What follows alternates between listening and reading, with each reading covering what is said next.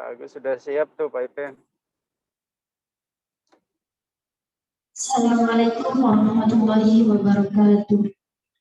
Waalaikumsalam warahmatullahi wabarakatuh. Mengucap syukur kepada Allah Subhanahu wa Ta'ala karena telah melimpahkan berkah serta rahmatnya pada kita semua, sehingga kita dapat berkumpul pada acara hari ini. Yang terhormat PLT kepada Kepala LLDT Wilayah 4 atau yang mewakili. Yang kami hormati Ketua STIT Al-Amin Indramayu. Yang kami hormati Ketua STKIP Al-Amin Indramayu. Yang kami hormati LPM, STIT, dan STKIP Al-Amin Indramayu. Yang kami hormati Ketua LPPM, STIT, dan STKIP Al-Amin Indramayu, serta Bapak Ibu undangan yang kami hormati. Dengan mengucapkan Bismillahirrahmanirrahim, acara pelatihan dasar penulisan proposal penelitian bagi dosen di lingkungan STIT dan STKIP Al-Amin Indramayu pada hari Jumat tanggal 26 November 2021 dimulai.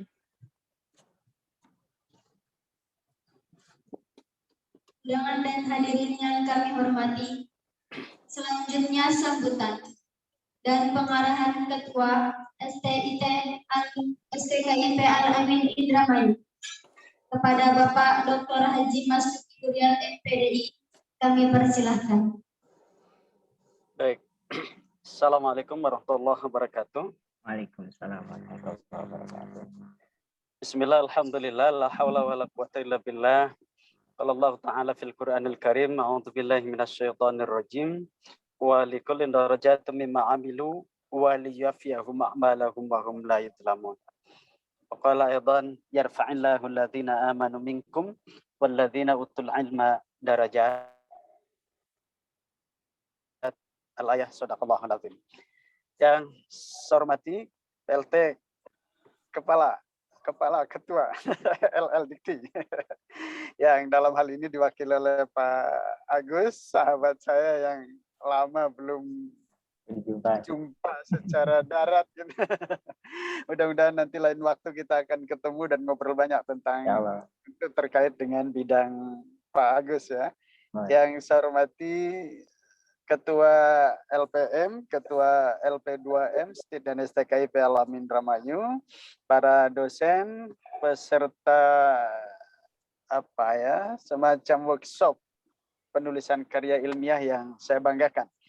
Pertama yang ingin saya sampaikan bahwa penulisan jurnal ini adalah bagian dari Tridharma perguruan tinggi yang tidak bisa dipisahkan oleh tugas seorang dosen. Di samping pendidikan dan pengajaran, kemudian pengabdian, penelitian. Tentu penelitian tidak berhenti sampai pada hasil penelitian yang kita lakukan, tetapi penelitian ini juga hasilnya harus dibaca, mampu kemudian disosialisasikan ke tengah-tengah masyarakat, dan ini dalam bentuk dipublish tentu, jurnal. Oleh karena itu tentu jurnal-jurnal yang semacam ini yang dilakukan penelitiannya oleh dosen harus terus kita dorong.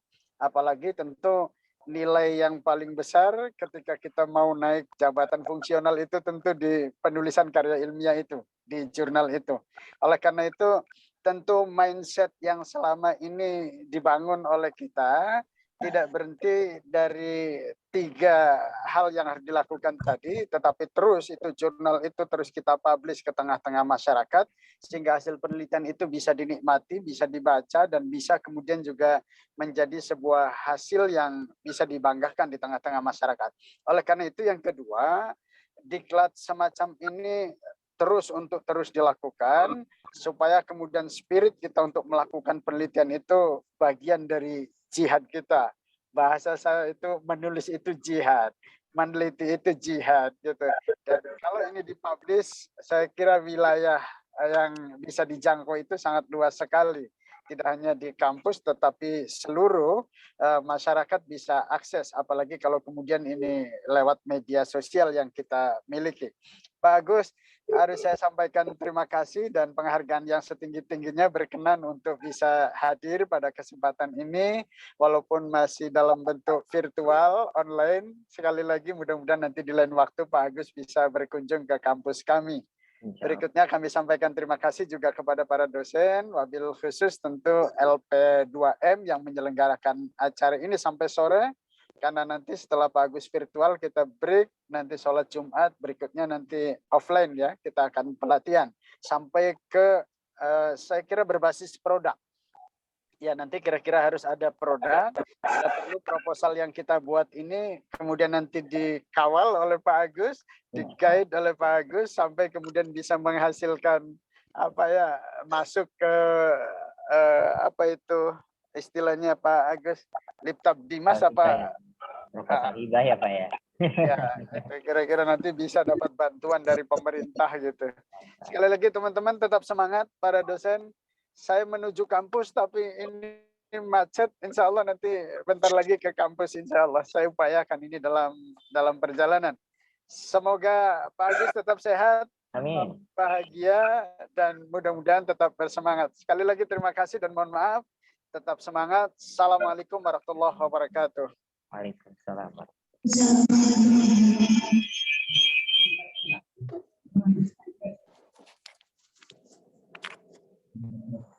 Kepada undangan yang kami hormati, dengan selesainya sambutan dan pengarahan dari Ketua STKIP Al-Amin Indramayu, maka selesai pula rangkaian acara pembukaan yang diselenggarakan pada pagi hari.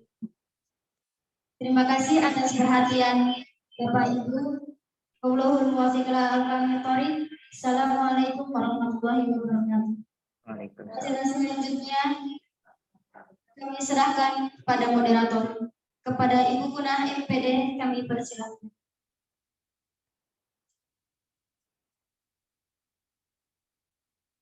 Terima kasih Pak Puput. Bismillahirrahmanirrahim. Assalamualaikum warahmatullahi wabarakatuh. Waalaikumsalam. Waalaikumsalam warahmatullahi wabarakatuh. Yang terhormat Bapak Ketua STKIP Al-Amin, Bapak Dr. Haji Mas Uki Durian MPDI, dan kepada yang terhormat Bapak Agus Gumelar, beserta Bapak Ibu dosen yang sudah hadir di forum dan sudah join dengan kami.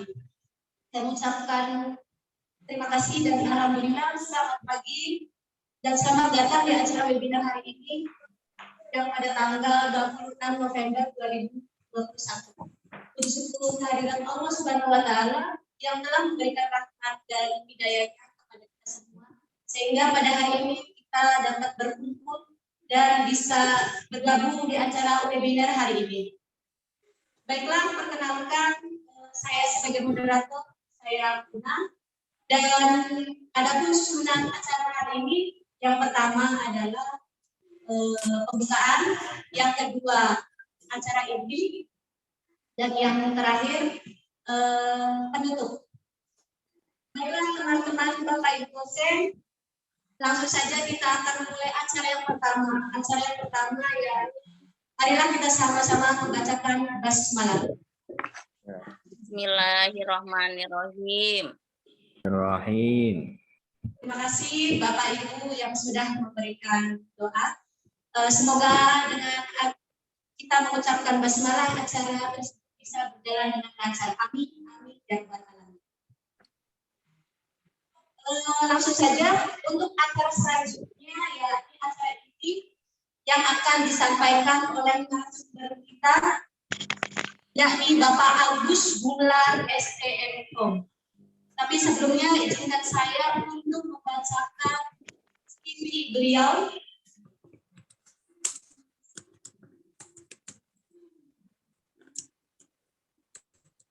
Lengkap dan gelar Agus Gumelar STMkom, tempat tanggal lahir Bandung 16 Januari 1983. Jabatan struktural analisis data LLDT wilayah 4. Pendidikan terakhir S2 NIP NIDEN atau NIP 198306200812104.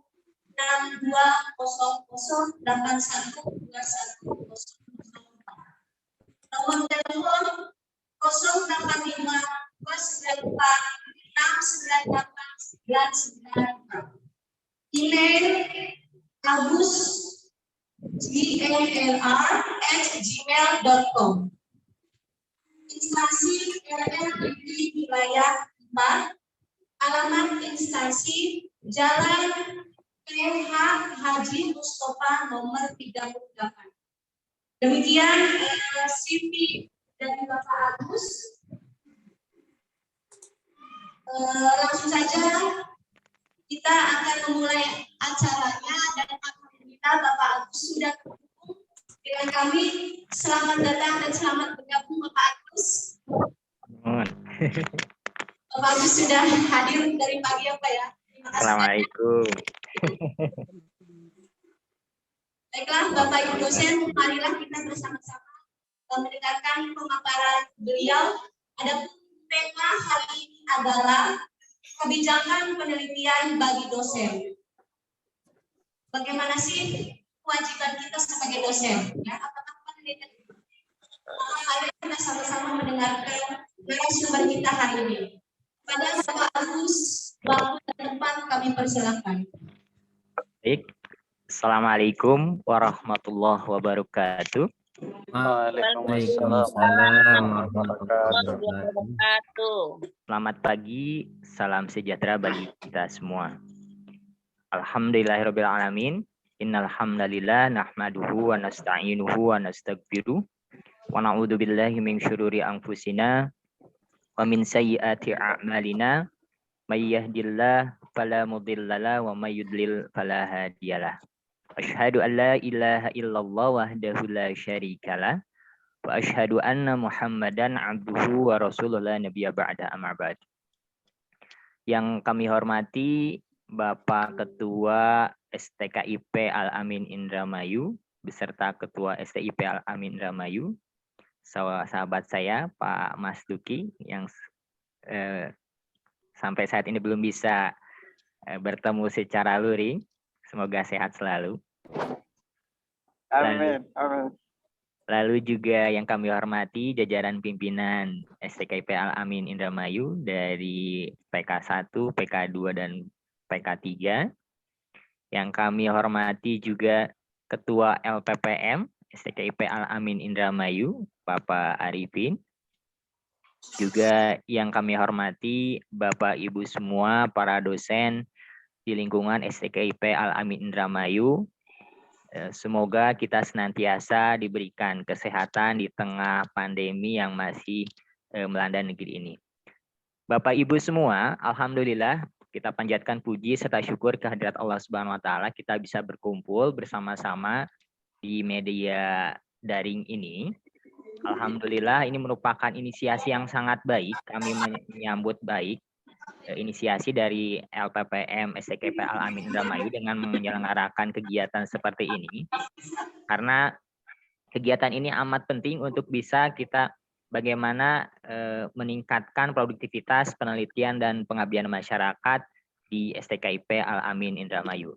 Karena tadi sebagaimana yang telah disampaikan oleh Pak Ketua, bahwa tugas dosen bukan hanya mengajar atau pengajaran, karena ada tridharma perguruan tinggi, diantaranya ada penelitian dan pengabdian kepada masyarakat. Dan ini merupakan juga tadi disebutkan oleh Pak Ketua, merupakan juga sebagai jihadnya para dosen, di mana jihad para dosen ini semoga bisa bermanfaat bagi masyarakat, sehingga hasil akhirnya luarannya adalah bagaimana kita bisa memberi manfaat berupa publikasi baik itu di jurnal nasional maupun di jurnal internasional maupun berbentuk buku dan karya-karya ilmiah yang lainnya. Bapak Ibu semua, sehubungan dengan penelitian dan pengabdian masyarakat, maka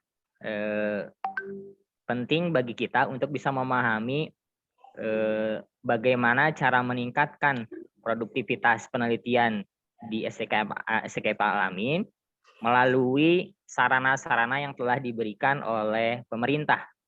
Di antaranya melalui hibah-hibah yang telah disiapkan oleh pemerintah melalui peraturan menteri baik itu peraturan menteri Permendikbud yang sekarang Permendikbud nomor 3 tahun 2020 maupun yang telah diatur secara anggaran melalui peraturan Menteri Keuangan melalui standar biaya keluaran di setiap tahunnya.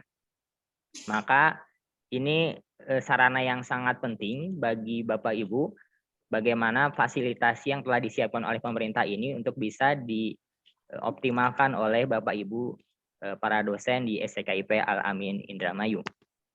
Bapak Ibu semua, sebelumnya kami menyampaikan permohonan maaf dari PLT Kepala LDK Wilayah 4 dan jajaran pimpinan yang tidak bisa hadir di media daring ini karena memang beliau-beliau ini saat ini sedang melakukan studi banding ke LLDK Makassar, Bapak Ibu.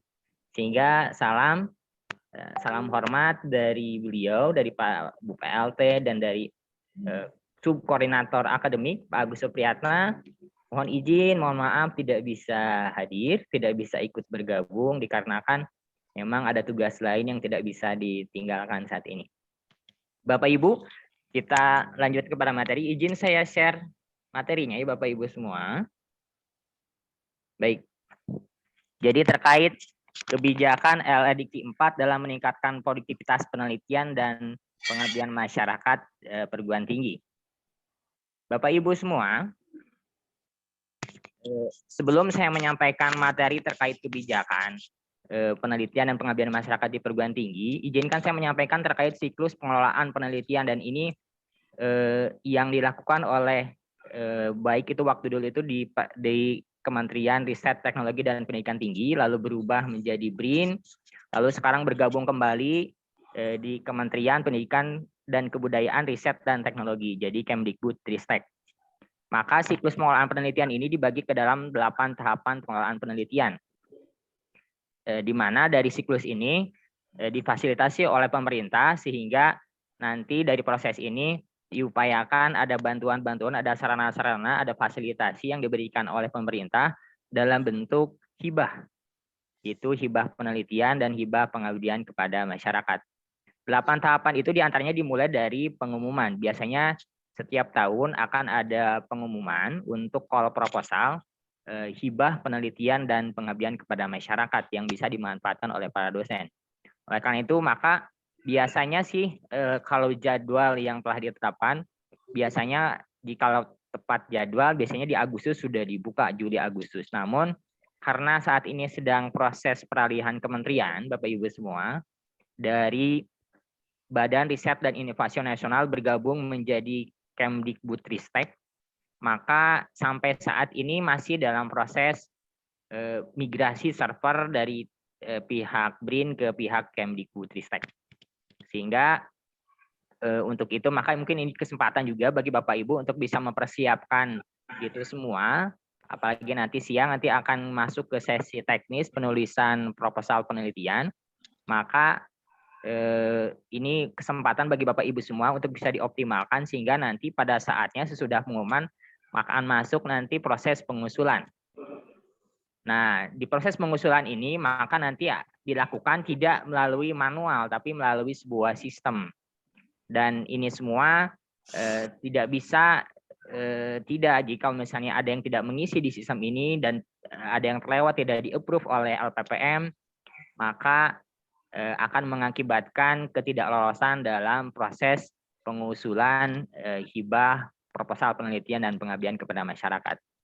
Tahap yang kedua sesudah pengusulan, maka nanti akan ada penyeleksian atau penunjukan dari pihak pemerintah diantaranya kalau saat ini adalah Kemdikbudristek. Lalu sesudah penyeleksian, maka akan dilakukan penetapan. Sesudah dilakukan penetapan, maka di dalam penetapan ini maka nanti akan ada bentuknya kontrak. Jadi nanti ada kontrak penelitian bagi Bapak Ibu yang lolos seleksi hibah penelitian dan pengabdian pada masyarakat. Maka kontrak pun nanti apabila Bapak Ibu lolos, maka nanti bentuknya dalam sistem juga Bapak Ibu. Jadi nanti kontraknya ada dalam sistemnya Litabmasnya LD4, maka sampai saat ini maka tidak bisa hanya dilakukan manual, maka memang harus menguasai sistem tersebut. Nah, sesudah penetapan maka akan dilakukan pelaksanaan. Nah, dalam pelaksanaan pun maka ini dilakukan melalui sistem. Baik itu catatan harian, log harian yang disebut dengan catatan harian, lalu juga ada laporan kemajuan, laporan akhir, ada SPTB, surat pernyataan tanggung jawab belanja. Semuanya ini dilakukan melalui sistem yang disebut dengan SIM Litabmas. Lalu sesudah pelaksanaan maka dilakukan pengawasan juga melalui sistem, lalu pelaporan juga melalui sistem, sampai penilaian luaran pun melalui sistem yang disebut dengan SIM Litabmas. Maka untuk itu perlu dipahami oleh Bapak Ibu semua, khususnya LPPM, untuk bisa mengurus persyaratan administrasi di sistem yang namanya SIM Litabmas tersebut. Apabila Bapak Ibu misalnya LPPM belum mempunyai akun untuk operator SIM Litabmas, maka segera diurus untuk menyampaikan permohonan akun operator SIM Litabmasnya, sehingga nanti para dosen bisa mendapatkan akunnya itu melalui operator SIM Litabmas perguruan tinggi. Jadi seperti itu. Nah, sehingga apabila Bapak Ibu dosen sudah mendapatkan akunnya dari operator perguruan tinggi, maka nanti Bapak Ibu semua bisa melakukan pengusulan, hibah, proposal penelitian, dan pengabdian kepada masyarakat. Maka untuk itu mohon dipastikan bahwa Bapak Ibu sudah bisa mengakses SIM Litabmas, sehingga Bapak Ibu tidak terlewat untuk bisa mengajukan kesempatan proposal hibah penelitian dan pengabdian kepada masyarakat. Itu Bapak Ibu, itu catatan dari siklus pengelolaan penelitian ini. Maka tahapan selanjutnya nanti mohon diklarifikasi oleh pihak LPPM terkait akun operatornya. Selanjutnya Bapak Ibu, ini adalah struktur baru yang ada di Kementerian Pendidikan Tinggi, jadi Kemdikbud, jadi Kementerian Pendidikan dan Kebudayaan, Riset dan Teknologi. Nah, di bawah Kemdikbudristek itu ada satu struktur yang namanya Ditjen Pendidikan Tinggi, Riset dan Teknologi. Jadi sekarang bukan lagi Ditjen Dikti, tetapi Ditjen Dikti Ristek. Yang di bawahnya saat ini nanti akan ada 4 direktorat. Jadi ada Direktorat Belmawa, Pembelajaran dan Kemahasiswaan, biasanya terkait masalah kualifikasi ijazah, lalu permasalahan-masalah beasiswa, itu ada di Belmawa, terkait kurikulum, terkait akademik, itu di Direktorat Pembelajaran dan Kemahasiswaan. Yang kedua adalah Direktorat Kelembagaan, ini terkait izin pendirian prodi, izin pendirian perguruan tinggi, lalu juga terkait kelembagaan perguruan tinggi. Apabila ada pelanggaran secara legalitas kelembagaan perguruan tinggi, maka itu ada di Direktorat Kelembagaan. Lalu ada selanjutnya ada di Direktorat Sumber Daya, itu adalah direktorat yang bertanggung jawab terhadap sumber daya dosen, diantaranya adalah terkait serdos, terkait jabatan fungsional, lalu terkait sister, semua ada di Direktorat Sumber Daya. Dan selanjutnya yang terakhir adalah Direktorat Riset, Teknologi, dan Pengabdian kepada Masyarakat. Ini direktorat baru Bapak Ibu semua. Nanti ke depannya semua proposal hibah penelitian dan pengabdian masyarakat berada dalam koordinasi direktorat ini. Namun sampai saat ini direktorat ini belum berfungsi karena memang belum ada pejabatnya di sana. Nah, sehingga sampai saat ini untuk sementara diambil alih oleh Direktorat Sumber Daya untuk proses koordinasi terkait hibah-hibah penelitian dan pengabdian kepada masyarakat.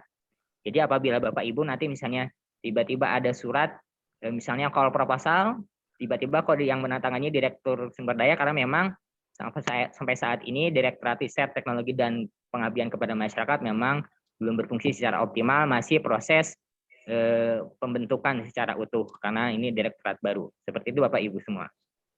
Selanjutnya Bapak Ibu, terkait kondisi Risbang LLP Wilayah 4, dilihat dari proposal lolos hibah ristek dan klaster perguruan tinggi, maka produktivitas penelitian dan pengabdian kepada masyarakat, perguruan tinggi dapat mengukurnya bisa dari 2 sisi ini.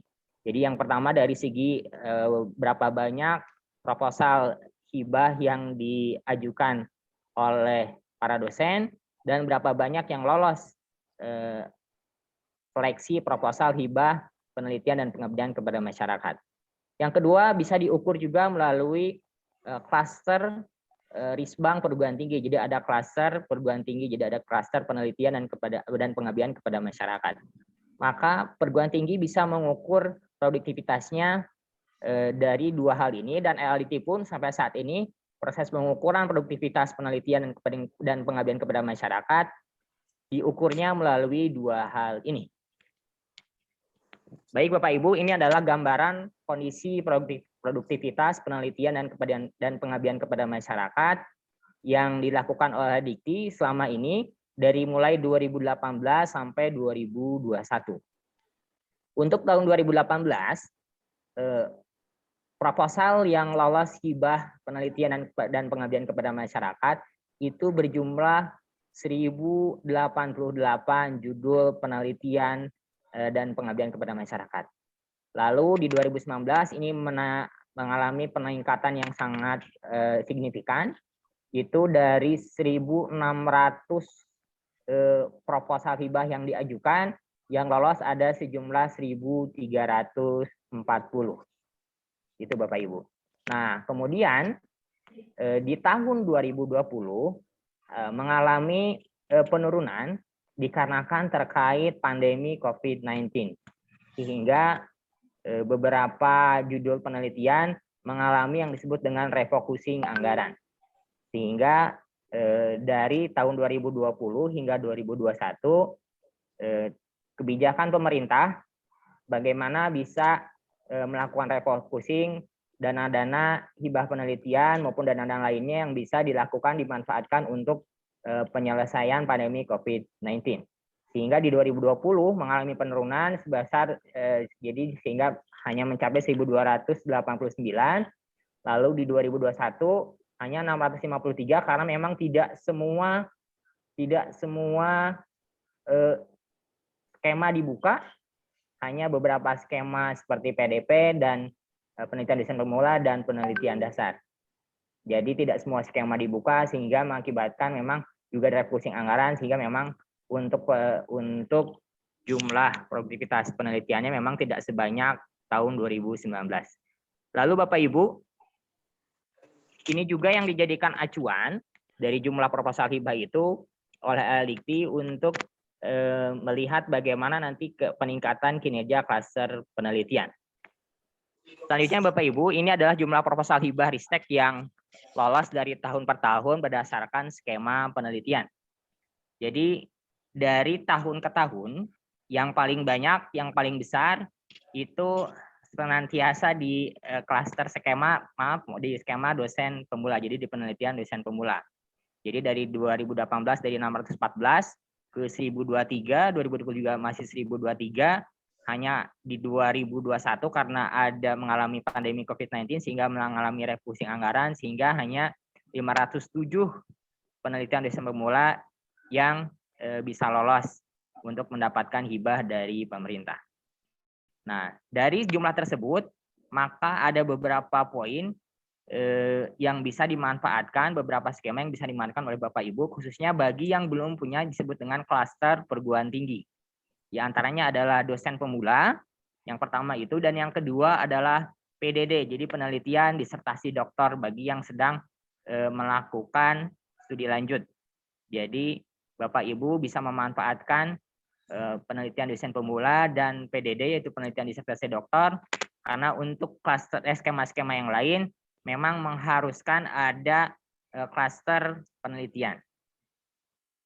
Baik Bapak Ibu, ini adalah kondisi klaster penelitian dan pengabdian kepada masyarakat dari tahun 2016 sampai rencana kami di tahun 2022. Jadi klaster itu intinya ada 4 klaster Bapak Ibu. Jadi yang disebut dengan klaster itu ada 4 klaster, dari mulai binaan, madya, utama, naik ke mandiri. Alhamdulillah di tahun 2019 LLDikti Wilayah 4 ada 2 perguruan tinggi yang masuk klaster mandiri. Jadi berbarengan dengan sejajar dengan perguruan tinggi negeri.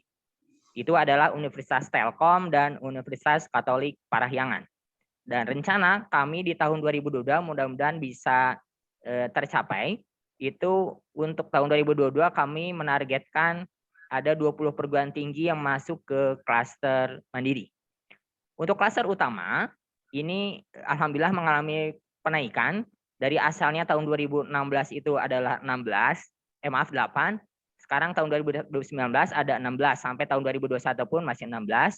Ini mengapa tahunnya dari 2016, 2019, 2022? Karena untuk klaster penelitian dan pengabdian kepada masyarakat itu diisi setiap tahun, sedangkan penilaiannya itu setiap 3 tahun sekali. Jadi apabila misalnya STKIP Al-Amin, mohon maaf, ini setelah saya cek memang belum punya klaster atau non-klaster, maka harapannya nanti bisa naik dari non-klaster ini masuk ke klaster binaan. Sehingga nanti bisa mendapatkan kesempatan untuk hibah-hibah penelitian dan pengabdian kepada masyarakat dari pemerintah. Jadi ini gambarannya. Jadi dari non-klaster naik ke binaan, binaan naik ke madya, madya naik ke utama, dari utama naik ke mandiri. Itu adalah tahapan-tahapan klaster penelitian dan pengabdian kepada masyarakat. Semoga dengan upaya dari LPPM STK Al-Amin menyelenggarakan kegiatan ini, maka semoga nanti tahun depan di penilaian tahun 2022 bisa naik klasternya ke klaster binaan untuk STKIP Al-Amin. Caranya bagaimana? Caranya adalah STKIP Al-Amin harus berupaya untuk menginput. Jadi harus menginput data kinerja penelitiannya itu di laman kinerja kalau dulu itu masih ristekbrin.go.id. Nanti saya belum tahu nanti laman selanjutnya seperti apa. Hanya biasanya itu diisi di laman tersebut, nanti diisi setiap tahun, nanti dilakukan penilaian di tahun ketiga, dan itu untuk tahun ketiganya tahun saat ini adalah di tahun depan.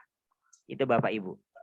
Selanjutnya Bapak Ibu, ini adalah perguruan tinggi, klasifikasi perguruan tinggi unggulan dipetakan berdasarkan 4 kelompok. Yang pertama adalah dia perguruan tinggi yang memiliki fokus pada riset yang relevan. Yang kedua, fokusnya pada keunggulan profesional. Ada juga yang berfokus pada pembelajaran yang berkualitas. Lalu juga ada perguruan tinggi yang berfokusnya menghasilkan wirausahaan dan bisnis pemula. Maka STKIP Al-Amin nanti tinggal mau memposisikan di perguruan tinggi yang klasifikasi yang mana. Harapan kami perguruan tinggi STKIP Al-Amin bisa menempatkan berdiri di posisi klasifikasi yang pertama. Jadi bagaimana bisa fokus pada riset yang relevan sehingga bisa menghasilkan outcomes berupa jumlah, kualitas, dan jenis-jenis produk penelitian maupun SDM penelitian dan inovasi yang bisa diterapkan di masyarakat. Karena sebagaimana tadi yang disampaikan oleh Pak Ketua, ini adalah jihadnya para dosen. Sehingga bagaimana peran Bapak Ibu semua bisa bermanfaat bagi masyarakat, sehingga khususnya di masa pandemi, sehingga bisa berperan untuk bisa penelitian Bapak Ibu semua dan pengabdian kepada masyarakat Bapak Ibu semua bisa membantu kondisi masyarakat yang saat ini masih dalam kondisi pandemi COVID-19. Lalu Bapak Ibu semua, terkait kinerja Dharma penelitian, ada 3 hal yang harus dilakukan oleh LPPM STK Al-Amin. Yang pertama adalah bagaimana perguruan tinggi mewajibkan untuk menyusun peta jalan riset berbasis institusi. Jadi apabila LPPM belum punya peta jalan risetnya atau roadmap penelitiannya, maka mohon disiapkan. Nanti bisa berkoordinasi dengan LDikti terkait apa itu peta jalan atau roadmap-nya. Lalu nanti kita bisa berkoordinasi contoh dari perguruan tinggi yang memang sudah punya roadmap atau peta jalan penelitian. Yang kedua, bagaimana meningkatkan dana riset agar dapat menjawab tantangan inovasi. Jadi LDikti pun mencoba berkoordinasi dengan pemerintah pusat bagaimana bisa meningkatkan dana riset sehingga bisa memang bermanfaat bagi masyarakat, bermanfaat bagi dosen sehingga dapat menjawab tantangan informasi dan teknologi. Yang ketiga, bagaimana meningkatkan efektivitas dan efisiensi sistem pengadaan sarana dan peralatan penelitian. Itulah upaya-upaya bagaimana kami bisa meningkatkan kinerja Dharma penelitian. Selanjutnya Bapak Ibu, bagaimana meningkatkan kinerja Dharma pengabdian kepada masyarakat? Maka pemerintah senantiasa mewajibkan perguruan tinggi untuk sama menyusun roadmap pengabdian atau peta jalan pengabdian pada masyarakat, sehingga para dosen juga nanti bisa pasti melangkahnya, karena nanti para dosen pun harus punya roadmap, para dosen peneliti, jadi penelitian, jadi setiap peneliti juga harus mempunyai roadmap yang mengacu kepada peta jalan perguruan tinggi, seperti itu. Selanjutnya, bagaimana pemerintah meningkatkan partisipasi pemangku kepentingan yang relevan dengan aktivitas pengabdian kepada masyarakat. Maka beberapa hal dilakukan, diantaranya melakukan MOU dengan lembaga-lembaga pemerintah maupun lembaga swasta. Sehingga mohon ini dapat juga dioptimalkan, dapat dimanfaatkan oleh STKP Amin, bagaimana dari MOU tersebut bisa bermanfaat untuk pengabdian kepada masyarakat para dosen di perguruan tinggi. Selanjutnya, ini terkait penjaminan mutu penelitian dan pengabdian kepada masyarakat. Jadi, setiap perguruan tinggi menerapkan SNDikti dan SN pengabdian kepada masyarakat sebagaimana dijelaskan melalui Permen Dikbud nomor 3 tahun 2020. Jadi, di sana dijelaskan terkait standar pendidikan, juga ada standar penelitian dan standar pengabdian kepada masyarakat. Maka bagaimana bisa LPPM harus bisa berkolaborasi dan berkoordinasi dengan lembaga penjaminan mutu di perguruan tingginya sebagaimana telah dijelaskan di Permen 3 tahun 2020, sehingga bagaimana SNDikti ini bisa dilaksanakan di STKP Al-Amin. Selanjutnya, setiap perguruan tinggi menerapkan penjaminan mutu penelitian dan pengabdian kepada masyarakat. Maka apabila kita melihat data isian klaster kinerja penelitian dan pengabdian kepada masyarakat, ada isian manajemen penelitian. Di isian manajemen penelitian, nanti perguruan tinggi harus mengisi terkait SOP, ada 12 SOP, diantaranya adalah terkait SOP penelitian dan pengabdian kepada masyarakat. Maka LPPM harus dapat berkoordinasi dengan pihak LPM penjaminan mutu agar SOP ini dapat ada dan dijalankan dengan baik dan maupun dievaluasi dengan baik. Selanjutnya, pendanaan penelitian dan pengabdian kepada masyarakat dilakukan secara objektif, efektif, dan efisien dan transparan. Lalu selanjutnya, terbangun agenda penelitian pengabdian kepada masyarakat di setiap perguruan tinggi sesuai keunggulan masing-masing perguruan tinggi dan relevan dengan kebutuhan masyarakat. Jadi tadi makanya harus ada roadmap perguruan tinggi sehingga nanti bisa dituangkan oleh para dosen melalui roadmap penelitian para dosen. Bapak Ibu, selanjutnya terkait kebijakan riset terkait fokus PRN atau prioritas riset nasional dan ranking perguruan tinggi berbasis Risbang. Ini adalah fokus riset dari tahun 2017 sampai 2024. Dan ini dilakukan PRN ini diimplementasikan setiap 5 tahun sekali. Dan saat ini menggunakan fokus riset 2020-2024. Maka nanti di Simnitabmas akan muncul bidang fokus ini yang harus dipilih oleh para dosen. Jadi harus punya dari sekarang, ketika akan menulis proposal, maka harus ditetapkan fokus risetnya mau di bidang apa nih? Apakah di pangan, energi, kesehatan obat, transportasi, produk rekayasa keteknikan, atau apa? Karena nanti dari fokus riset PRN ini akan menurun seperti ini. Jadi bidang fokus harus punya tema.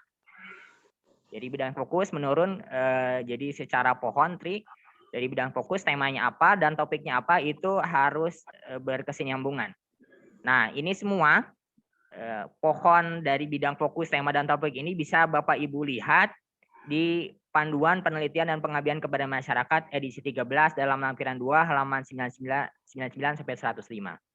Maka ini adalah buku wajib bagi Bapak Ibu semua, bagi Bapak Ibu dosen yang akan melakukan penelitian dan pengabdian kepada masyarakat, harus punya, minimal punya dulu nih, harus punya Panduan Penelitian dan Pengabdian kepada Masyarakat edisi 13. Jadi harus bisa dipastikan oleh LPPM bahwa setiap dosennya memang sudah punya panduan penelitian dan pengabdian kepada masyarakat. Kalaupun belum punya, harus bisa dipublikasikan oleh LPPM secara online. Misalnya di lamannya LPPM, maka harus bisa di-share, bisa di-download secara terbuka oleh para dosennya. Seperti itu. Lalu selanjutnya, ini adalah ranking perguruan tinggi berbasis riset dan pengabdian kepada masyarakat. Jadi Bapak Ibu semua tadi sebagaimana yang saya jelaskan bahwa klaster perguruan tinggi baik itu binaan, madya, utama dan mandiri itu dilakukan melalui pengisian data kinerja dan pengabdian kepada masyarakat. Dari mana itu semua didapat klaster kinerja itu dibagi melalui 4 komponen pengisian evaluasi. Pertama adalah sumber daya, itu terkait dosen, baik itu dosen dalam negeri maupun dosen luar negeri, lalu fasilitas sarana atau sarana dan prasarana, juga beberapa hal terkait pendanaan hibah, baik itu di dalam perguruan tinggi ataupun di luar perguruan tinggi, baik itu dari hibah Kementerian Pusat, dari Kemdikbud, Ristek, maupun dari pemerintah daerah. Maka itu semua harus bisa didatakan di data sumber daya, sehingga nanti klaster Bapak Ibu bisa masuk ke klaster binaan. Yang kedua, komponen manajemen riset. Manajemen riset itu terdiri dari tadi yang saya sebutkan 12 SOP yang ada di Simlitabmas. Itu SOP terkait penelitian dan pengabdian kepada masyarakat. Maka harus dievaluasi oleh pihak LPPM apakah 12 SOP ini ada atau tidak. Tidak harus semua 12 SOP ini ada, tapi minimal dari 12 SOP ini ada yang mewakili untuk bisa di input kinerja sebagai kinerja penelitian dan pengabdian kepada masyarakat di STKIP Al-Amin. Dan itu nanti ada evaluasinya apakah ini ada, kalaupun ada apakah sudah dilaksanakan, kalaupun sudah dilaksanakan apa sudah dievaluasi atau belum, seperti itu. Lalu ada luaran riset. Luaran riset ini terdiri dari jurnal nasional, jurnal internasional, lalu juga ada IPR atau buku ataupun hak paten. Nah, ini semua diinput melalui data kinerja sehingga nanti bisa meningkatkan kinerja klaster penelitian dan pengabdian kepada masyarakat di STKIP Al-Amin. Yang terakhir adalah revenue generating. Ini adalah data-data terkait kontrak-kontrak yang bisa menghasilkan peningkatan riset dan pengabdian kepada masyarakat di STKIP Al-Amin. Misalnya ada melakukan MOU dengan pihak industri atau dengan pihak lembaga non pemerintah, bisa dimasukkan di sini, nanti hasilnya apa, bisa menghasilkan outcomes atau tidak, outcomes-nya apa, ini diinput di sini. Dari empat komponen ini, maka yang paling besar adalah bobot di luaran.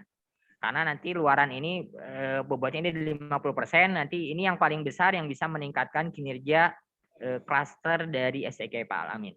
Dari tahun 2013 sampai 2019, ini hasil evaluasinya memang di perguruan tinggi di LGW 4 masih sedikit Bapak Ibu yang mengisi kinerja klaster penelitian. Yang mengisi di tahun terakhir yang klaster 2019 itu hanya 2.221 dari sejumlah 450 perguruan tinggi. Gitu. Jadi mohon ini juga bisa dievaluasi di STKIP Al-Amin. Apakah STKIP Al-Amin sudah mengisi data klaster kinerja penelitian sehingga nanti minimal bisa masuk ke klaster binaan. Sehingga nanti berdampak terkait kewenangan untuk bisa mengajukan proposal beberapa skema. Itu Bapak Ibu semua. Baik Bapak Ibu, lalu bagaimana terkait kebijakan LDT 4 dalam hal kapasitas dosen, anggaran, lalu peringkat dan sertifikasi reviewer. Ini adalah dana yang didapatkan oleh LDT 4 dalam hibah penelitian dan pengabdian kepada masyarakat, khususnya di penelitian. Ini di tahun 2021, mohon maaf ini agak tertutup saya geser dulu.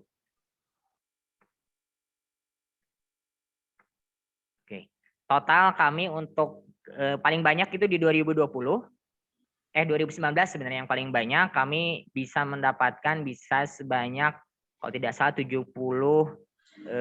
miliar. Kalau tahun 2020 itu sampai 57 miliar. Dan yang terakhir 2021 karena tadi ada refocusing anggaran, jadi kami hanya mendapatkan sejumlah 33 miliar, lebih ya, hampir 34 miliar. Dan itu semua memang yang paling besar di hibah penelitian dosen pemula. Sehingga ini peluang bagi Bapak Ibu semua, khususnya STKIP Al-Amin yang memang secara klaster belum masuk, non-klaster bisa memanfaatkan hibah di proposal penelitian dosen pemula.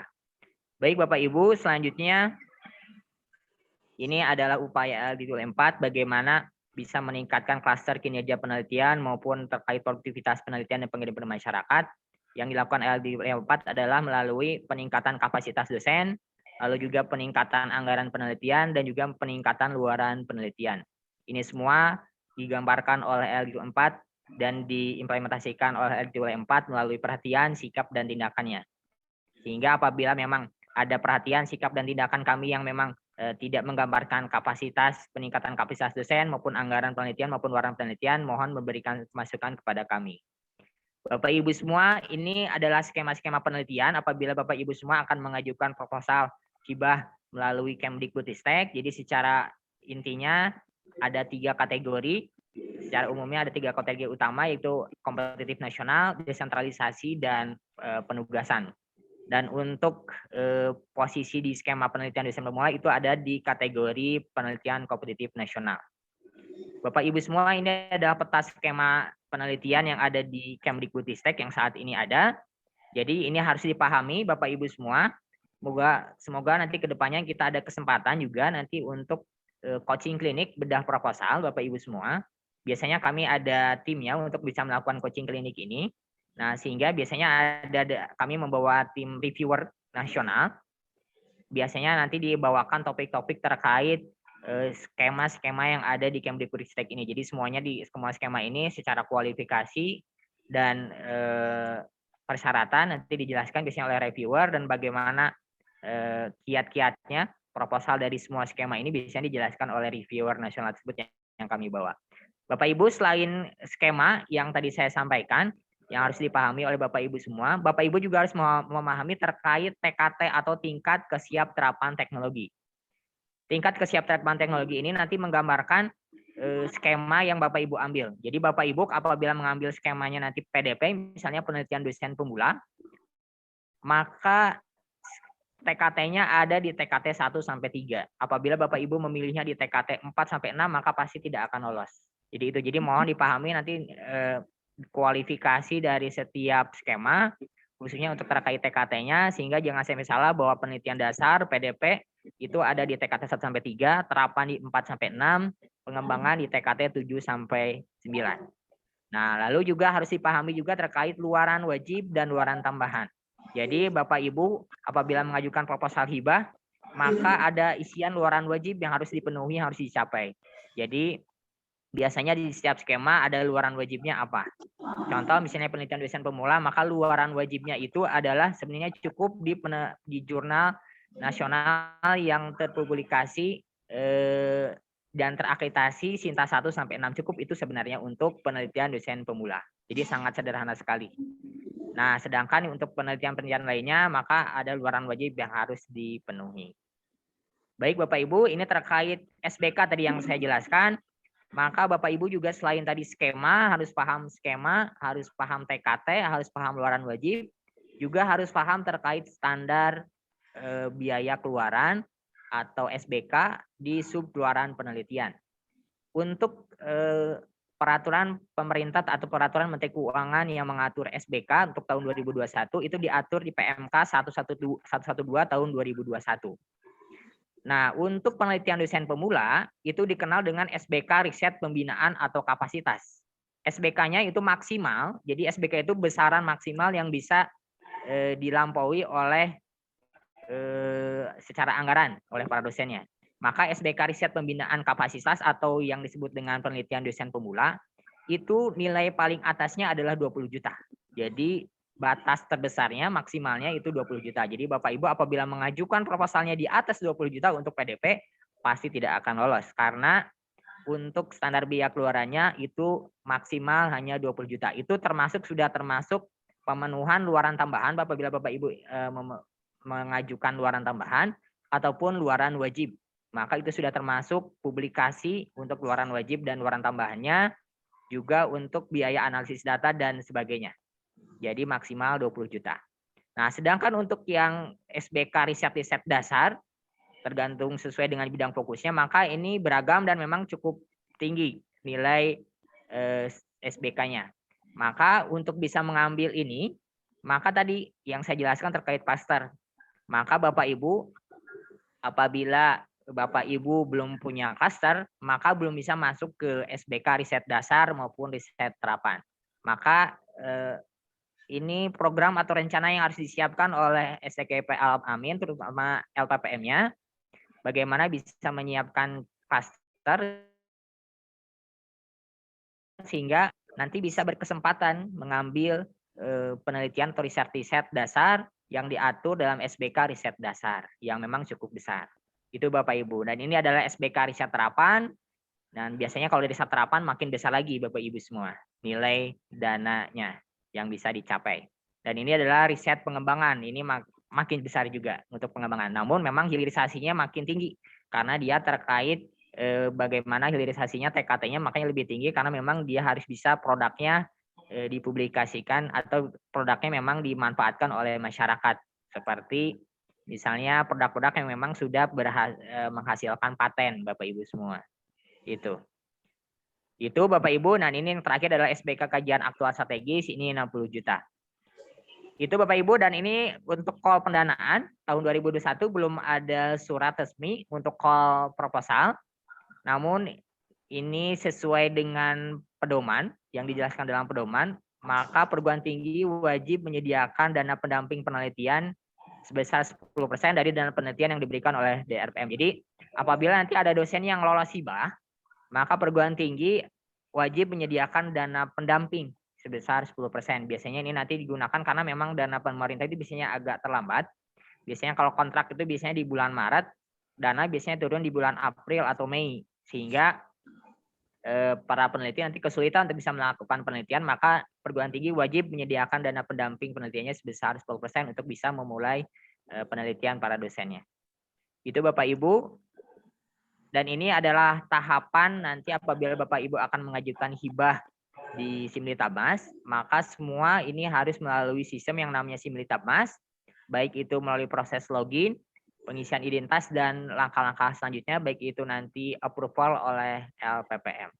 Maka mohon Bapak Ibu bisa dipastikan LPPM-nya sudah ada akun operator Simlitabmasnya, sehingga nanti para dosennya bisa mendapatkan akunnya masing-masing untuk bisa masuk dan mencoba mengisi dan mengusulkan proposal hibah penelitian dan pengabdian kepada masyarakat.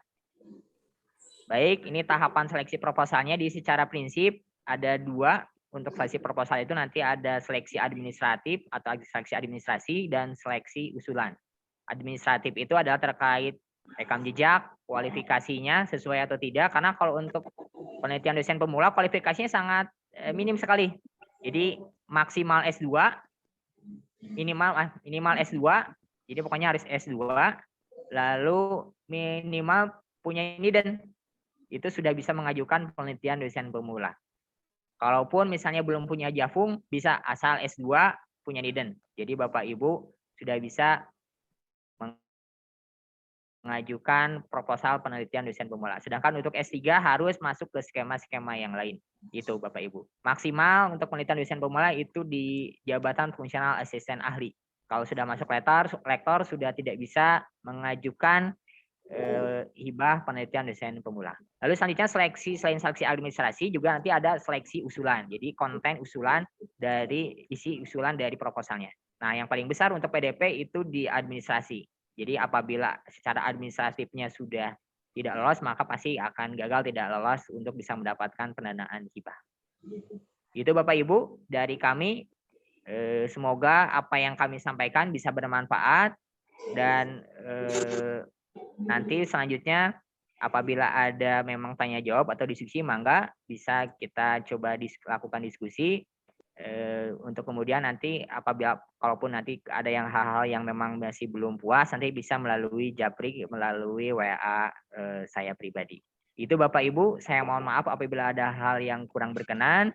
Aku qouli hadza wa astagfirullah li wa lakum. Assalamualaikum warahmatullahi wabarakatuh. Waalaikumsalam warahmatullahi wabarakatuh. Terima kasih banyak Bapak Agus, pemaparan yang sangat menarik sekali. Mangga Bapak Ibu dosen yang mau bertanya mengenai hal materi hari ini, yang mau bertanya, untuk yang ada di tempat ataupun di Zoom. Ibu Rahma. Izin saya bertanya Pak, Ibu Kuna. Ibu Rahma, silakan. Assalamualaikum warahmatullahi wabarakatuh Pak Agus, sampai ketemu lagi. Iya, Berahma. Sudah lama tidak bertemu dengan Bapak. Saya pernah Bu. merepotkan Bapak ketika saya meminta akun Operator ya? Simlitabmas ya Pak. Iya. Iya Pak, maaf. Ya. Alhamdulillah waktu itu mencoba ikutan yang percepatan doktor Pak. Oh ya. Bersama promotor, tapi alhamdulillah belum lolos. Mungkin makanya sekarang harus belajar lagi, Pak. Siap, siap. Yang pertama,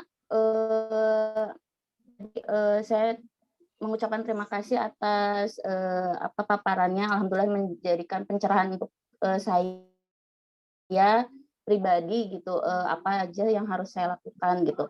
Yang kedua, berkaitan dengan dosen pemula, Pak. Proposal dosen pemula itu kan kata Bapak maksimal asisten ahli ya, Pak. Iya. Nah,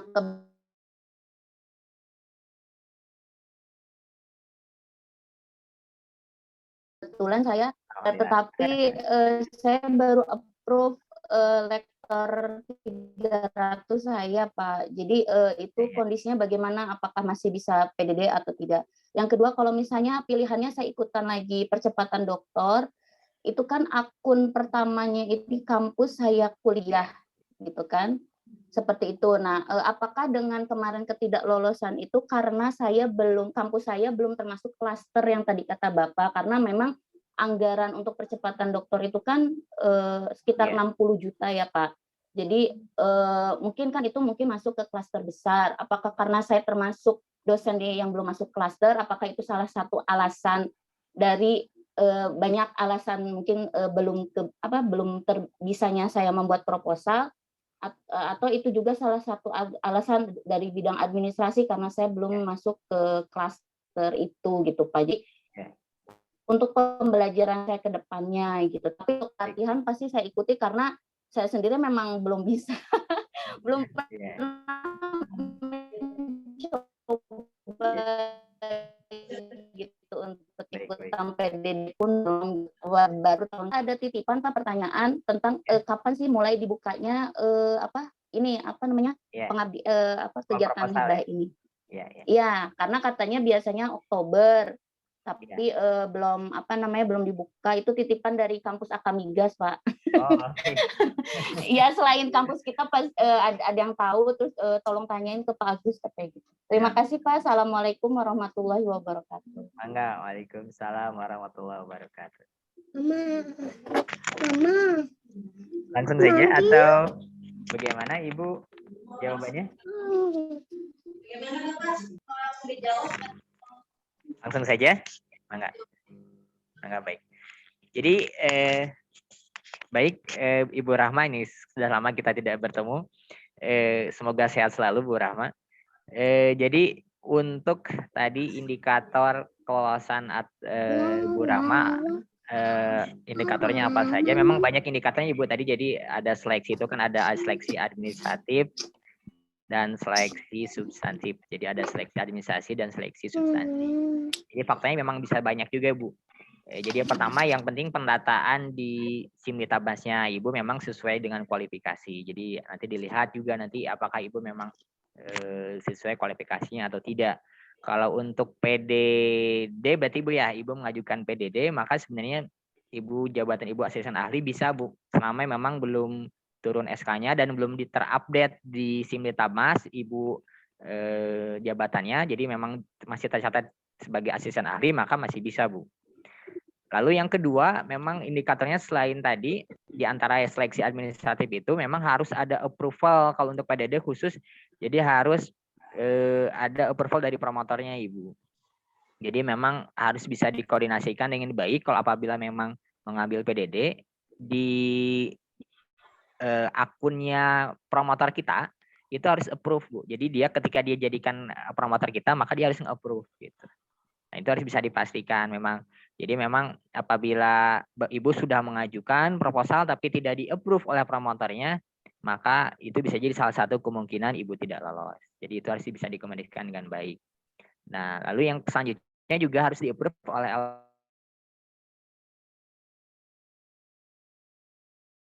LPM. Maka Bapak Ibu semua para dosen akan mengajukan penelitian hibah penelitian baik skema apapun lah. Jadi ini harus bisa dikomunikasikan baik dengan LPPM-nya bahwa memang semuanya sudah. Jadi Bapak Ibu sudah melakukan pengiriman di Simlitabas dan LPPM-nya sudah melakukan approval. Apabila ada satu saja tidak di-approve, maka ya pasti tidak akan lolos. Itu juga indikator selanjutnya. Lalu indikator yang lainnya adalah terkait substantif. Jadi memang secara substantif isi proposalnya memang harus menggambarkan juga beberapa hal, baik itu dari segi TKT-nya. Jadi TKT-nya jangan sampai salah, di PDD juga jangan sampai salah, itu kan TKT-nya 1-3 karena memang masih konsep. Jadi implementasi dari konsep, jadi bukan produk. Jadi bisa model, bisa apa. Jadi memang ini bisa digambarkannya mungkin oleh reviewer nasional sebenarnya. Biasanya kalau kami satu tim itu bawa reviewer nasional, biasanya beliau menjelaskan isi proposal PDD seperti apa, isi proposal PDP seperti apa gitu. Nah, memang isi proposal PDD itu tadi harus menggambarkan TKT-nya harus tepat, juga luarannya juga harus tepat. Jadi jangan sampai tidak sesuai dengan luaran yang hendak dicapai di skema PDD seperti itu. Termasuk PDP juga. Maka PDP apabila mengajukan luarannya diisi di proposalnya luaran wajibnya ternyata misalnya buku, maka pasti tidak lolos. Tapi kalau Bapak Ibu minimal mengajukannya misalnya luaran wajibnya itu adalah jurnal nasional terakreditasi Sinta 1-6, antara 1-6, itu minimal Bapak Ibu sudah punya bahan untuk bisa lolos secara luaran. Atau misalnya Bapak Ibu memang siap melakukan mempublikasikan jurnalnya di secara internasional, publikasi internasional, silahkan. Nah, itu juga bisa kemungkinan bisa salah satu indikator untuk bisa lolos. Tapi kalau Bapak Ibu misalnya PDP, tapi misalnya kalau PDP sih sebenarnya sangat rendah sekali. Nah, misalnya Bapak Ibu mengajukan penelitian dasar multi years atau penelitian terapan saja lah yang jelas. Itu kan harus produk isinya kalau terapan itu. Jadi biasanya kalau tidak paten itu berupa apa yang disebutnya HKI, hak kekayaan intelektual. Nah, maka di terapan itu kalau luarannya tidak menghasilkan indikator itu dari segi TKT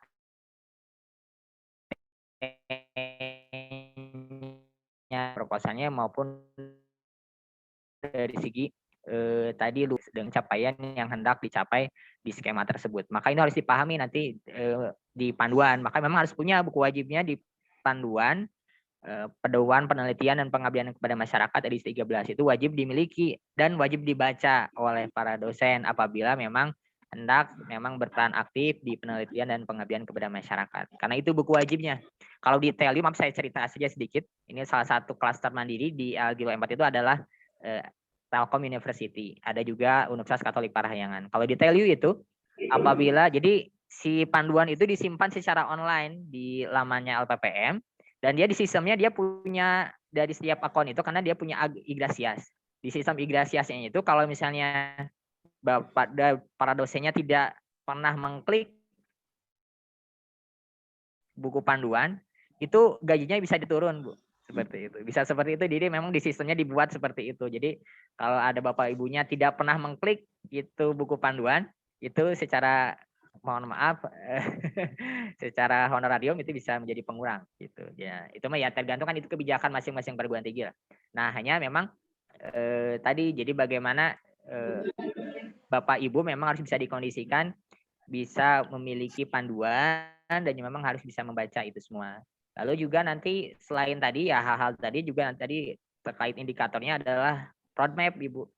Jadi Ibu juga jadi Bapak Ibu juga harus punya roadmap. Jadi apa mungkin bisa jadi ketidaklolosannya dari roadmap. Apabila Bapak Ibu misalnya membuat proposal tidak ada roadmap-nya di proposalnya maka pasti tidak akan lolos. Maka skema apapun itu maka itu harus dipastikan roadmap-nya memang sudah masuk. Roadmap itu biasanya peta jalan untuk 5 tahun. Bisa sebelumnya diambil dari riset yang sebelumnya, riset pribadi atau riset yang orang lain. Yang penting berkesinambungan. Secara 5 tahun peta jalannya memang tergambarkan nanti dengan judul hibah apa judul proposal yang sedang diajukan. Jadi memang banyak indikator Bu. Nah sehingga nanti itu semua memang dari segi administratif, dari segi administratif di sistem maupun administratif approval-nya di sistem maupun secara substansi isi proposalnya juga memang harus menggambarkan itu semua. Jadi banyak indikatornya juga sih Bu apa terkait Ibu lolos atau tidak. Nah sehingga itu semua memang harus bisa dipastikan bisa sesuai sehingga memang dengan kepastian itu maka Bapak Ibu bisa minimal sudah punya kepastian akan lolos atau tidak itu. Itu mungkin yang bisa saya jawab, silakan.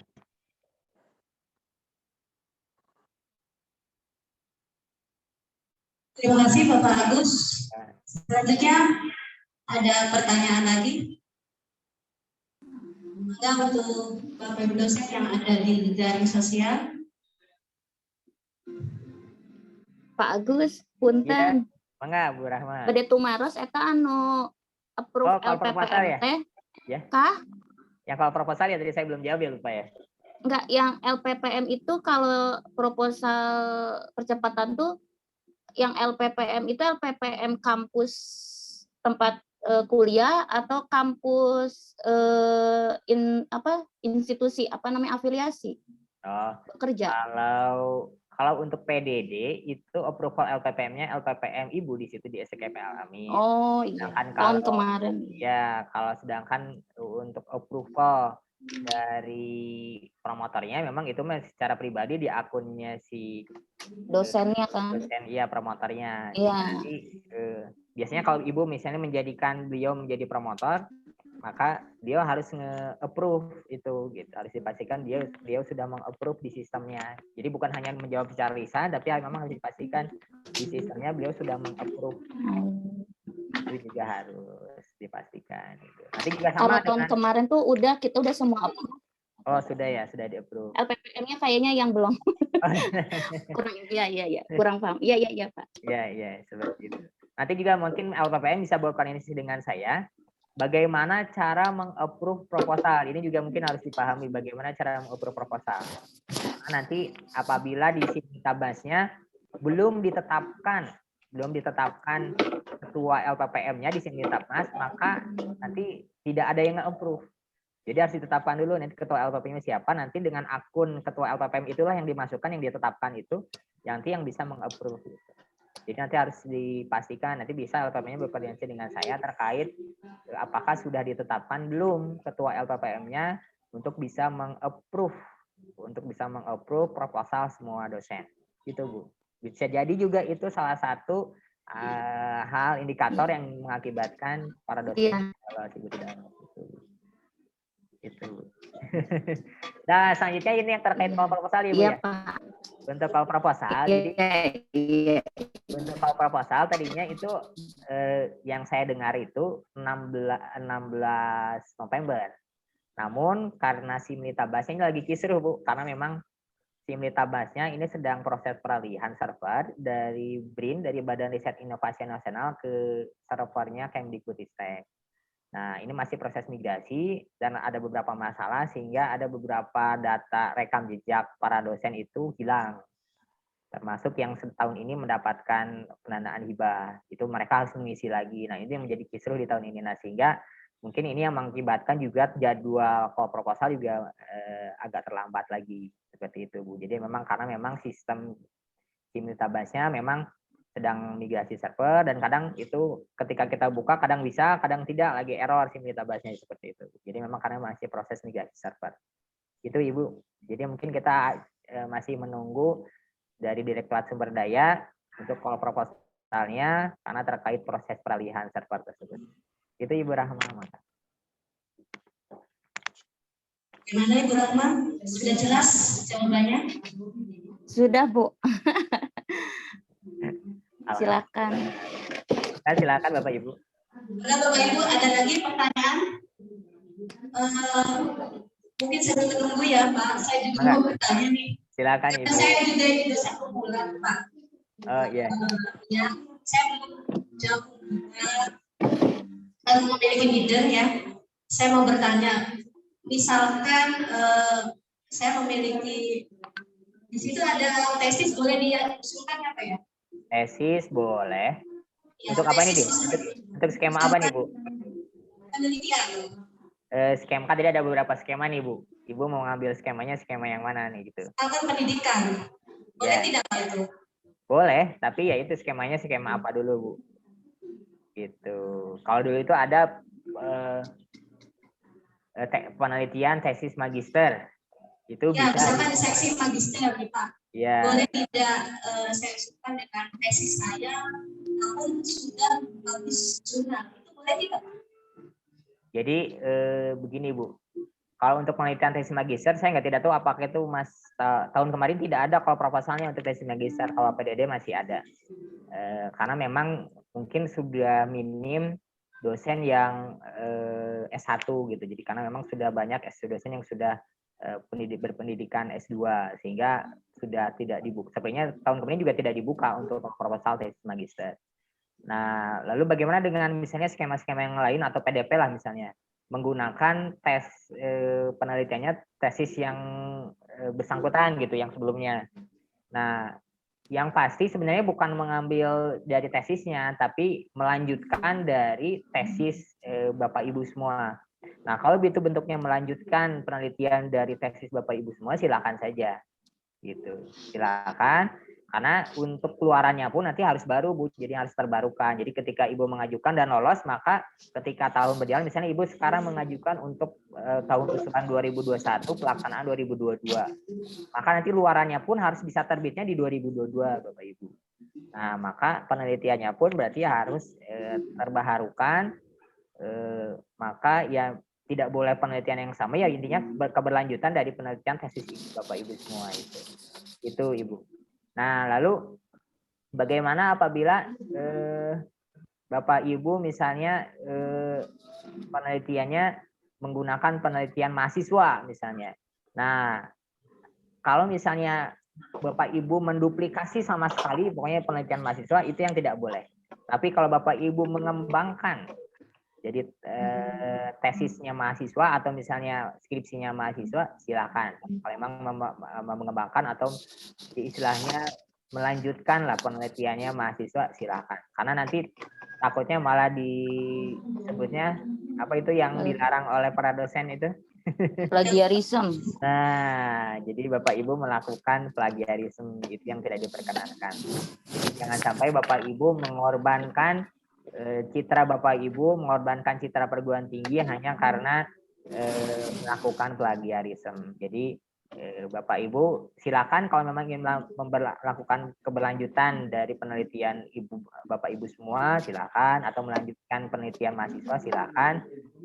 Asal yang tidak boleh adalah menduplikasi, melakukan plagiat dari penelitian yang sebelumnya atau penelitian yang mahasiswa ataupun penelitian kita. Karena penelitian kita pun bisa dilakukan plagiat gitu. Kita memplagiat penelitian kita, ya kalau kitanya nge-kopas penelitian sebelumnya blok lagi gitu. Nah, itu yang tidak boleh. Itu Bapak Ibu mungkin yang bisa saya jawab. Mudah-mudahan. Terima kasih atas jawabannya. Ya. Teman-teman, ada yang mau bertanya lagi? Waktu menunjukkan jam 10.44. Pak Agus, kita sampai berapa? Mangga, silakan. Mangga Bapak Ibu, ini sudah pada punya akunnya kan semua dosennya?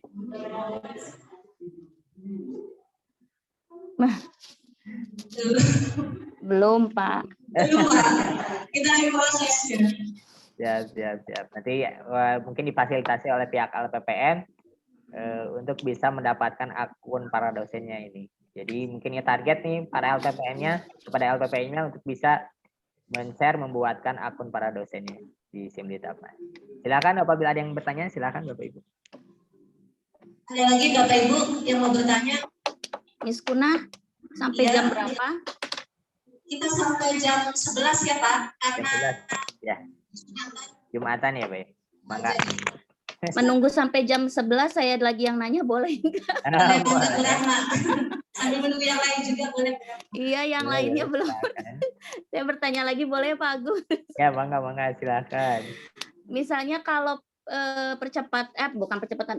proposal dosen pemula itu kolaborasi, Pak, kan itu maksimal 2 orang dosen ya Pak? Ya, betul. Nah, 2 orang dosen tapi dari institusi lain, maksudnya kampus lain. Al-Amin itu ada 2 institusi Pak, ada STIT sama STKIP. Ya. Nah, boleh nggak misalnya dosen STKIP pakai dosen akun STKIP, tapi nanti yang mengerjakannya dosen STKIP dan STIT 2 orang, karena misalnya keilmuannya sama. Misalnya kan kayak saya di prodi IPA Pak. Nah, terus kan di STIT juga ada dosen-dosen IPA juga gitu. Nah, itu misalnya kita kerjasama kolaborasi, itu boleh nggak, Baik. Pak? kolaborasi. Jadi kalau kolaborasi bisa dilakukan oleh Bapak Ibu semua selama kolaborasi itu tergantung skemanya. Pertama tergantung skemanya Bapak Ibu. Jadi kalau misalnya Bapak Ibu mengambil skemanya selain dari PKPT, penelitian kerjasama perguruan tinggi, maka kolaborasinya harus dengan dosen di institusi Bapak Ibu semua. Jadi kalau misalnya SCKP Al-Amin, maka misalnya PDP lah.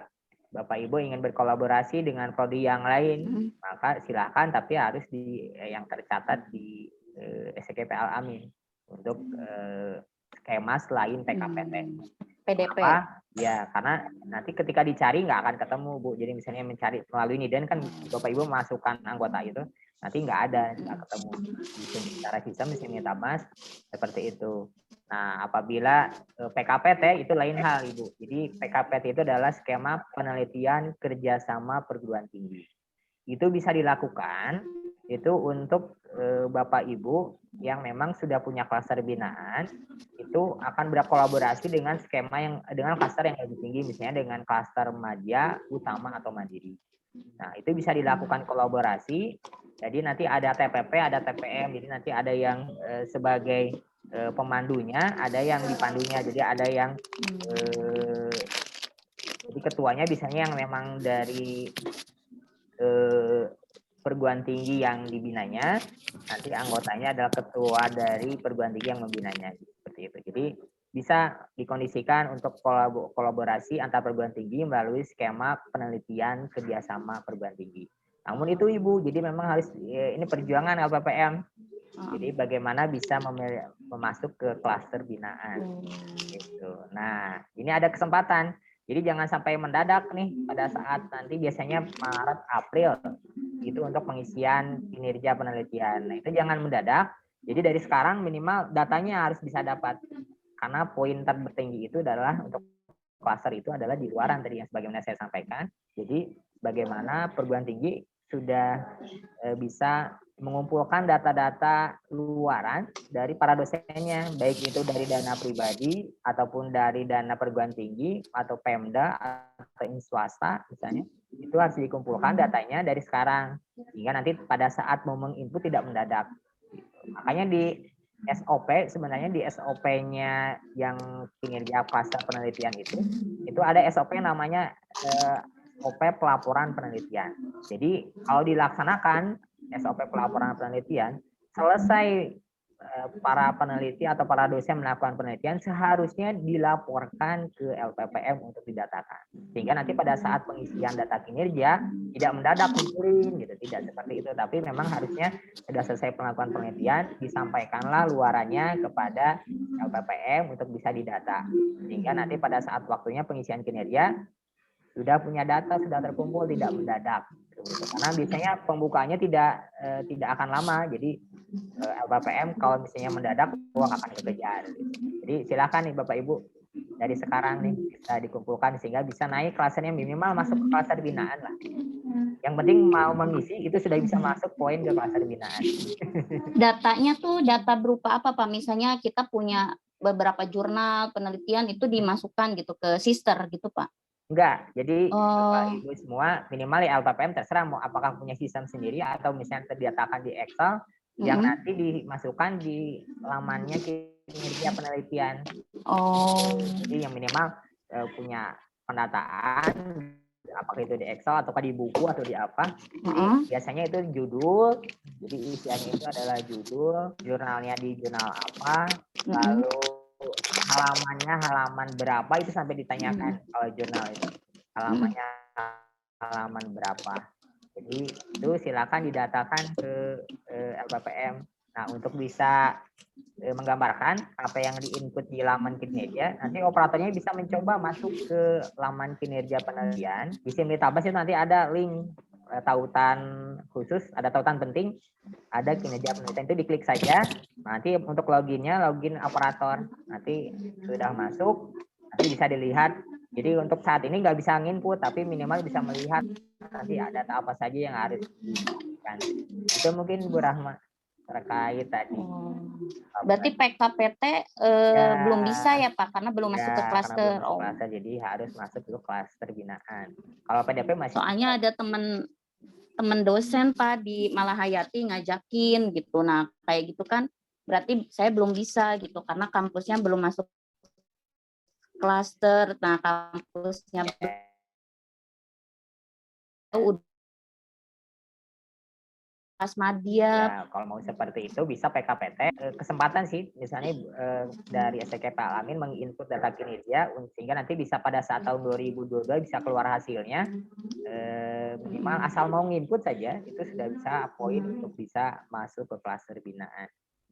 Kampus belum master, Bun. Ya. Terima kasih Bapak.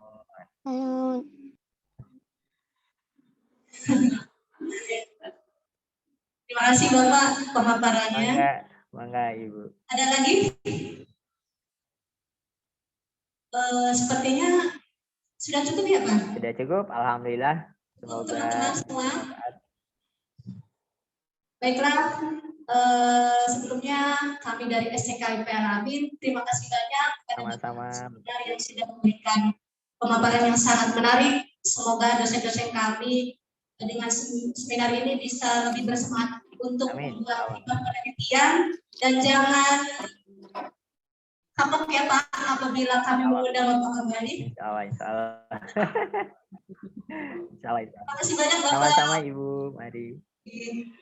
Teman-teman, waktu sudah menunjukkan jam 11 dan time is over ya, sudah selesai acara yang terakhir yakni penutupan. Marilah kita sama-sama mengucapkan alhamdulillah. Alhamdulillahirabbil alamin. Dan saya selaku moderator, mohon maaf apabila ada kata-kata yang tidak berkenan di hati Bapak Ibu sekalian dan juga Pak Agus ya. Terima kasih banyak. Billahi taufik wal hidayah. Assalamualaikum warahmatullahi wabarakatuh. Waalaikumsalam warahmatullahi wabarakatuh. Terima kasih Bapak Ibu ya. Izin saya pamit. Sama Bapak. Izin saya les. Terima kasih Pak Agus. Ibu Rahma. Terima kasih Pak Waryani. Sampai ketemu di kampus. Pak Agus atur nuhun. Sami-sami Ibu Rahma nuhun ya. Mohon. Nuhun Pak Agus. Sami-sami Pak Waryani.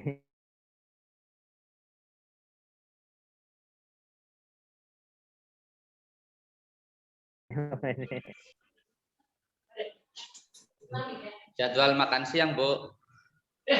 Iya, nanti pas makan siang aja datang. Kalau Pak, Jumatan dulu, Pak. Nanti ke kampus. Siap-siap. Itu Pak Waryani belum ke kampus. Sama. Jadwal makan siang. Jadwal makan siang dulu. Ya, izin live dulu ya, Bapak Ibu. Pak Ipin, nanti Pak Ipin.